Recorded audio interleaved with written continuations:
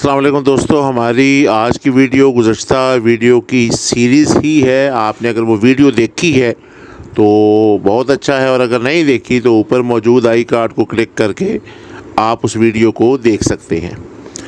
सबसे पहला अमल हमारे एक्सेस की फ़ाइल्स में टेबल्स बनाना होता है। तो प्रॉफिट एंड लॉस की इस फाइल्स को और स्टॉक्स की फ़ाइल्स को देखना है तो इसमें 4 टेबल्स का होना ज़रूरी है, जिसमें सबसे पहला टेबल कौन सा है वो आपके पास आइटम डिटेल्स का होना चाहिए। इसके अंदर आपके पास 3 फील्ड्स हैं। एक आइटम कोड की है जिसमें आप हर प्रोडक्ट्स का एक नंबर असाइन करेंगे। दूसरी आपके पास आइटम नेम की है कि आपके पास क्या क्या प्रोडक्ट्स हैं, और तीसरा आपके पास प्राइस की है कि आप एक प्रोडक्ट्स कितने की सेल करेंगे। तो ये आपके पास कौन से हैं वो 3 कौन से हैं वो होने चाहिए।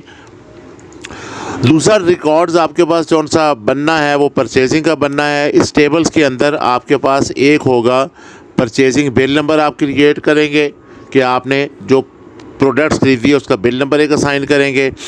फिर आप इसमें एक आइटम कोड जो है उसकी फील्ड्स बनाएंगे।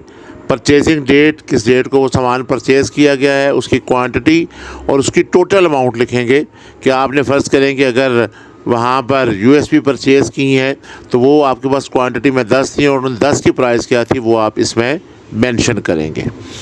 स्टॉक्स बनाने के लिए लाजमी 2 टेबल्स, एक परचेजिंग का होना चाहिए और एक सेल का होना चाहिए। तो इस वजह से ये पहला टेबल उसका ये बनेगा।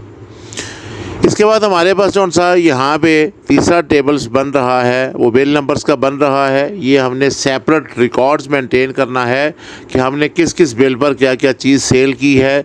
तो इस बिल नंबर्स के टेबल्स में एक बिल नंबर्स की फील्ड बनेगी, दूसरा बिल डेट की बनेगी, और एक ये मोबाइल नंबर्स के हवाले से है कि अगर आप ये रिकॉर्ड्स रखना चाहते हैं कि ये कौन सा पर्सन था, मतलब अगर हमारे एक लगे बंदे कस्टमर्स हैं जिनको हम अपने प्रोडक्ट सेल कर रहे हैं तो उनका एक रिकॉर्ड्स मेंटेन करने के लिए ये है, वरना आप इसको स्किप भी कर सकते हैं। इसमें सिर्फ़ और सिर्फ बिल नंबर और बिल डेट ही आप बना सकते हैं।